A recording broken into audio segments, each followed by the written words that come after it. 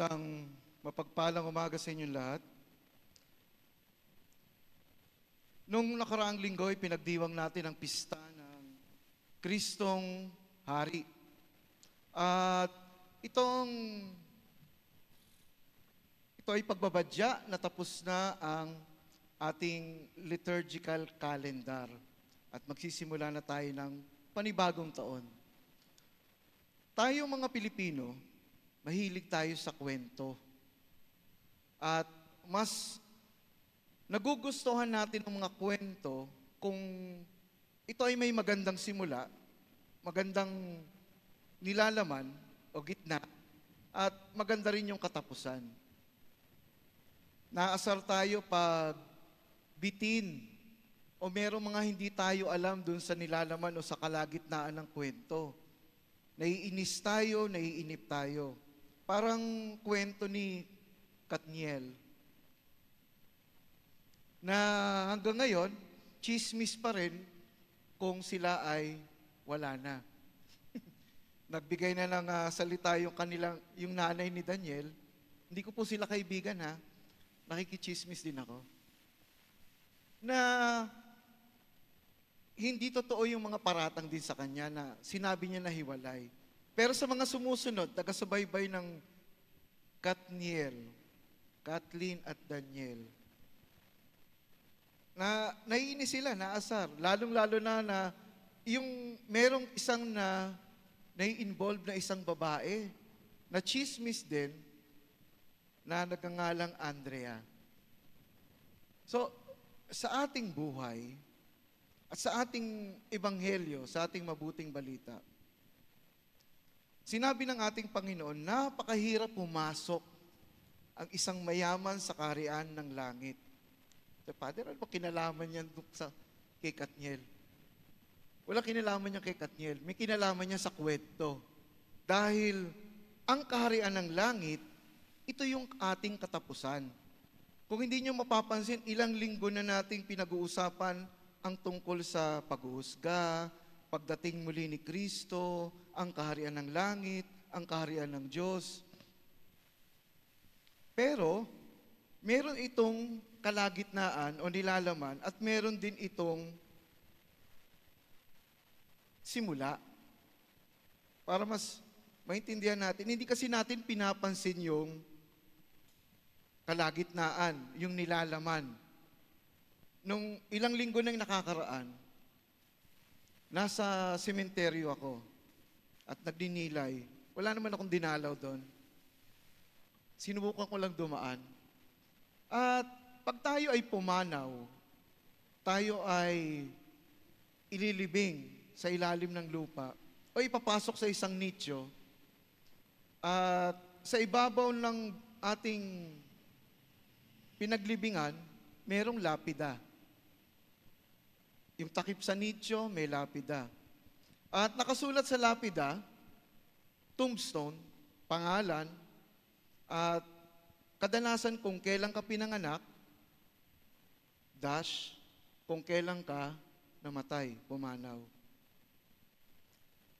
Pero, nung tinitingnan ko yung mga lapida, sabi ko, yung dash, napakaliit na bagay, na simbolo, napakaliit na guhit kung ikukumpara sa mga nakasulat doon. Pero ito ay naglalaman ng napakaraming pagpapasya ng isang tao kung siya ay maliligtas o hindi. Andun lahat yun, nakapaloob yun. Doon sa dash na yun, na hindi natin masyadong nakikita at napapansin.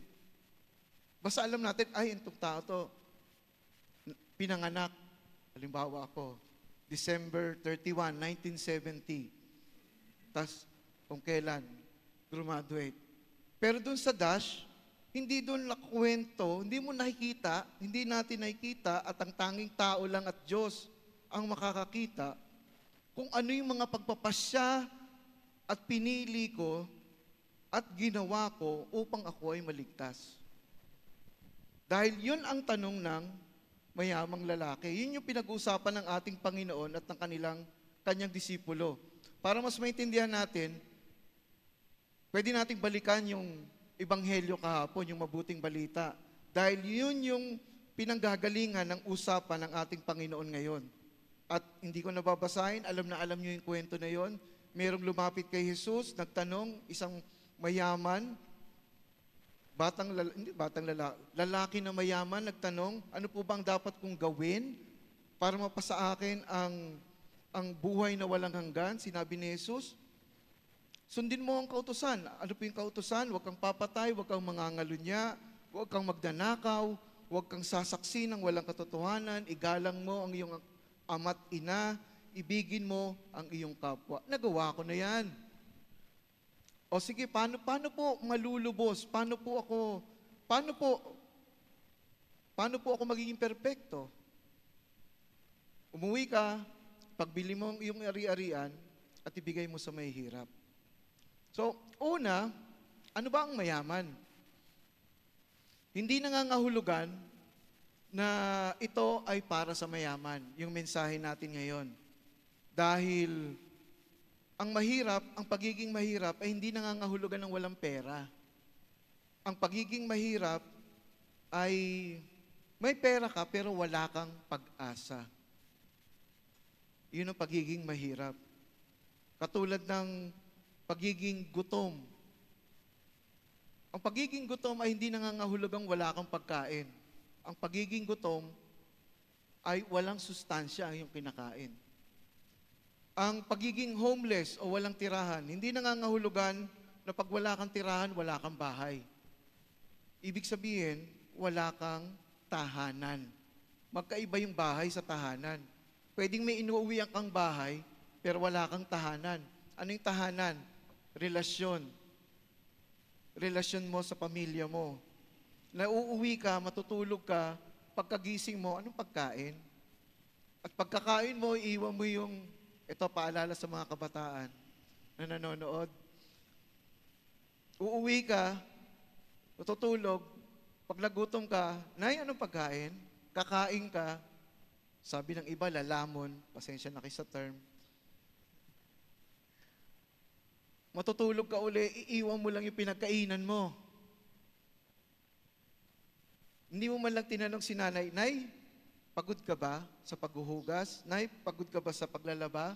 Pwede ba kitang tulungan? Gusto mo bang tulungan kita? At ito ay para sa lahat. Maaaring ginamit yung salitang mayaman dahil ang mayaman, kung babalikan natin yung sinabi ko kaninang kawalan ng pag-asa, kung ikaw ay mayaman, ikaw ay may pag-asa. Pero depende kung saan ka umaasa. Dahil merong mga tao na umaasa sa pera.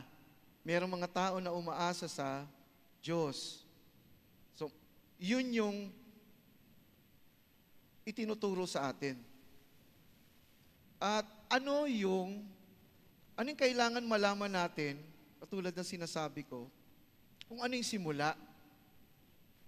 Kasi ang pagiging pagsunod sa Diyos ay, palagi ko sinasabi, ito ay isang pagpapasya. Kung sisimulan natin sa simula, Genesis, nilikha ng Diyos ang tao at binigyan niya ng karapatan ang tao na pagyamanin, paunlarin ang hardin. At hanggang sa ito ay lumawak, maging maunlad ang buong mundo. Makikita natin na may mga tao na maunlad, may mga tao na mayaman, may mga tao na maraming ari-arian. Pero nung sinabi ito ng Diyos at binigay ng Diyos ang karapatan at responsibilidad, ito ay may kaakibat na kondisyon. Ito ay gagawin mo para sa kabutihan ng tao. Kanina ko lang nakita sa English version, NASB, sinabi doon ng mabuting, nung lalaking mayaman, what good thing should I do to inherit the kingdom of God? Minsan, ang tingin natin doon, una, totoo naman yon. Tayo, tagapagmana tayo. Pero hindi nangangahulugan, may karapatan tayo. Kasi merong kondisyon. Meron tayo dapat responsibilidad. Ano yung mabuting gawa na dapat kong gawin para manahin ko ang kaharian ng Diyos? Prudence, sa Tagalog kasi ng prudence, kabaitan. Pag tinignan nyo sa dictionary. At ang kabaitan na ito ay nanggagaling sa maingat na pamimili at pagpapasya kung ano yung dapat mong gawin. Prudence, kabaitan. At ang kabaitan o prudence, isa sa bunga nito ay reputation. Pag sinabing reputation, karangalan. Pag sinabing karangalan, ito ay kung anong tingin sa'yo ng tao. Perception of man, of others to you. So kung titingnan natin yung buhay niya, maganda yung reputasyon niya nung mayamang lalaki. Sinunod niya ang mga batas. Pero, hindi sapat. Hindi sapat yung reputasyon. Ang kailangan natin, karakter. Pagkatao. Yung tunay na pagkatao natin. Saan natin makukuha yung karakter? Wisdom. Kasi magkaiba yung intelligence, kaalaman, sa karunungan. Kaalaman, alam mo ang tama, alam mo ang mali. Ang karunungan, ginagawa mo ang tama, iniiwasan mo ang mali. Marami tayong bagay-bagay na nauunawaan at ang tingin natin, ito yung kaligtasan natin, pero hindi ito sapat. Isang halimbawa, nung born again tayo, sinasabi natin palagi pag evangelism, sabihin mo lang na si Kristo ang iyong tunay na tagapagligtas. Confess with your mouth. Ikaw ay maliligtas. Pero pag tinignan natin ito ngayon, ito ay mali. Hindi sapat, katulad ng ginawa nung mayamang lalaki, hindi sapat na ikumpisal mo lang na si Kristo ang Diyos sa pamamagitan ng iyong labi. Ang kaligtasan ay palaging may kaukulang pagbabago sa buhay. Pagbabago ng pananaw, pagbabago ng puso, pagbabago ng gawa. Isa pang halimbawa, maraming nagsasabi, Father, gusto kong magbigay. Father, gusto kong umattend, kaya lang na-late ako. Father, gusto kong tumulong, pero wala akong ngayong pera eh. Minsan nasasabihin natin, okay lang yan sister, okay lang yan brother. It's the thought that counts. Hindi po sapat yung inisip lang natin. Kasi may pinagagawa ang ating Panginoon. Hindi sapat. So ano yung kailangan natin, yung wisdom? Sinabi sa Proverbs, dadagdagan ko lang yung fear, kasi maraming klaseng fear. Reverential fear is the beginning of wisdom. Ano yung reverential fear? Makikita natin yan sa unang pagbasa at ikalawang pagbasa. Ano yung unang pagbasa? Paghuhusga. Alam dapat natin na sa simula't simula pa, darating ang panahon na tayo ay huhusgahan. Kaya ang ibang tao takot mamatay kasi hindi sila handa. Pero hindi natin mapipigil ang paghuhusga. Kailangan alam natin yan. Dumating tayo sa mundo ng hubad, babalik tayo sa mundo o sa Diyos ng hubad. Wala namang pinanganak dito na nung lumabas siya sa sinapupunan, may hawak siyang credit card, platinum, o kaya bank account, book bank, di ba? Wala naman eh. Lahat naman tayo pare-pareho. Pare-pareho tayo. Merong isang santo na inutusan siya ng isang bishop, nalimutan ko lang yung pangalan. At alam naman natin nung unang panahon, yung simbahan, ang ilalim niyang catacombs. Maraming skeleton, maraming mga buto, bungo. So, mayroong nagawang pagkukulang itong batang to na naging santo na. Sinabi ng bishop niya, pumunta ka sa baba, sa catacombs, ihanap mo ko ng isang bungo na galing sa mayamang-mayamang angkan. O isang bungo ng mayamang tao. Di ilang araw siyang naghahanap. Hinahanap niya yung bungo. Ano ba? Siguro sa loob-loob niya, ano ba itsura ng bungo ng mayaman at bungo ng mahirap? So pagkatapos ng isang linggo, sinabi niya doon sa bishop, Bishop, parang wala namang pagkakaiba yung bungo ng mahirap at mayaman. Tama ka. Wala nga pagkakaiba. So, ang takot natin sa Panginoon, hindi dahil tayo ay takot sa impyerno o takot na hindi marating ang kalangitan. Tayo ay may takot dahil takot tayong mahiwalay sa piling ng ating Panginoon. Yun yung reverential fear. Pangalawa, sa ikalawang pagbasa, sinabi doon na you long for the pure milk of the word. Hanapin mo. Iyan ang iyong pag-asa.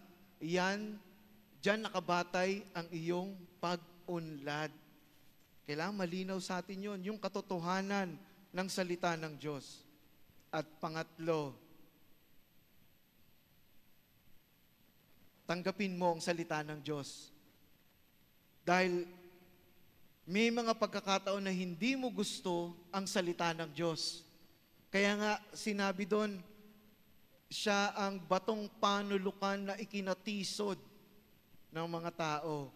Yung mayamang lalaki natisod sa sinabi ng Panginoon. Nung sinabi niyang, umuwi ka, ipagbili mo yung iyong ari-arian, umuwi siya ng malungkot. Ayaw niya yung inuutos ng ating Panginoon. So, hindi sapat ang maging mabait. Kailangan nating maging mabuti. Lagi nga nating sinasabi, God is good all the time, di ba? All the time, God is good. Pero ano ba yung pagiging mabuti? Mas maintindihan natin to kung babalikan natin yung ebanghelyo ng linggo, ang pagpapakain, o yung tinatawag nating corporal works of mercy.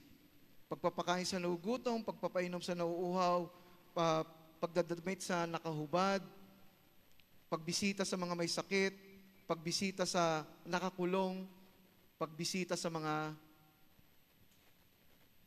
Hindi. Ano ba isa? Nakalimutan ko. Pagpapatuloy sa dayuhan. Pero meron pang isa na meron silang idinagdag, paglibing sa patay. So, yun ang 7 corporal works of mercy. So, ano ang pagiging mabait at mabuti? Ano ang kaibahan? At bakit hindi sapat ang pagiging mabait, kailangan ikaw ay mabuti? Dahil ang mabuti, Diyos lang ang mabuti. At ang mabuti ay ginagawa mo yung katarungan. Napakahalaga, ilang beses nang sinabi sa mga lumang tipan na pagbasa natin, ikaw ay gumawa ng katarungan. So ano yung katarungan sa pagpapakain? Hindi lamang tayo nagpapakain. Ibig sabihin, sa simula't simula pa, Genesis, nang inutos ng Diyos, na tutulungan mo ang ibang tao, payayamanin mo at ikaw yung mamamahala, ito ay para bigyan ng dignidad ang ibang tao. Yun ang katarungan. Binibigyan natin sila ng dignidad. Itinataas natin ang kanilang katayuan. So, pagpapakain. Minsan, may mga humihingi sa atin ng pagkain, pero ang binibigay natin talagang pagkain, yung ayaw na nating kainin. Yung tira-tira natin. Pero ano ang batayan? Dapat, kaya nating kainin yung ibinibigay natin. Ngayon, hindi ko sinasabi, baka gawin nyo to. Sabi kasi ni Father, kaya kong kainin yung ibinibigay. Kakainin ko muna. Kakainin ko muna yung ibibigay ko, ha. Sabi kasi ni Father, dapat, hindi po yon.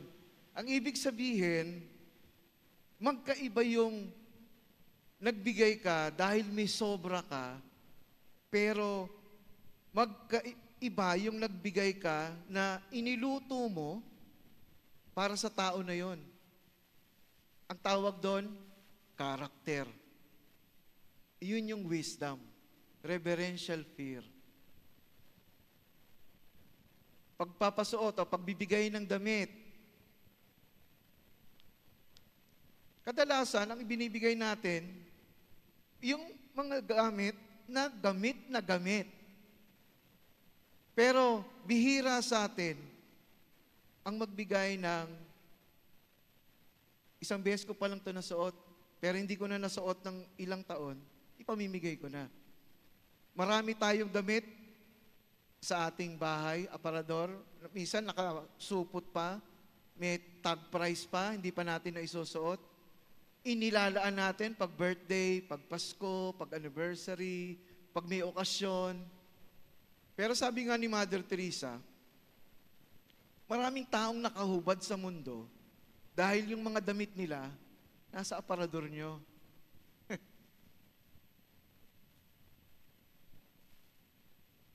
Kaya, hindi lang tayo nagbibigay ng damit. Ito, naranasan ko to. Palagi ko sinasabi, kinukwento. Minsan may nagbigay ng damit sa aming pamilya. Dituwan-tuwa ako dahil medyo madami yung damit. Pero, nung binuksan ko, lumang-luma na. Kupas na kupas, karamihan may butas. At nasabi ko, sa bahay namin, yung mga ganitong damit, basahan na.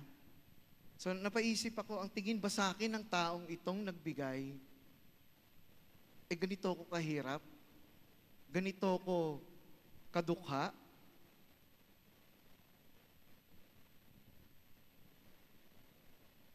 Hindi na itaas yung dignidad. So, ibig sabihin, parang naging mas kawawa. So, ganun lang, yung pagiging mabuti, ay inilalagay mo ang iyong sarili dun sa taong pinagbibigyan mo. Kaya nga, God is good. Nagkatawang tao si Kristo.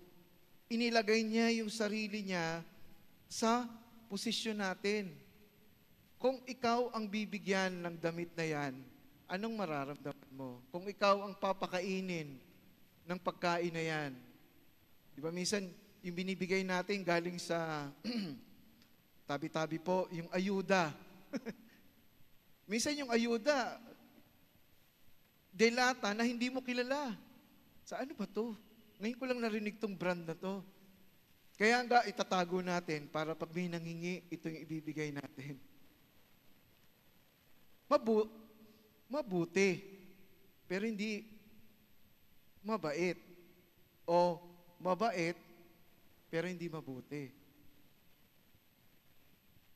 So muli sa ating pagnililay, sa ating paalala sa ating buhay, merong simula, nawa malinaw sa atin yung simula ng buhay natin.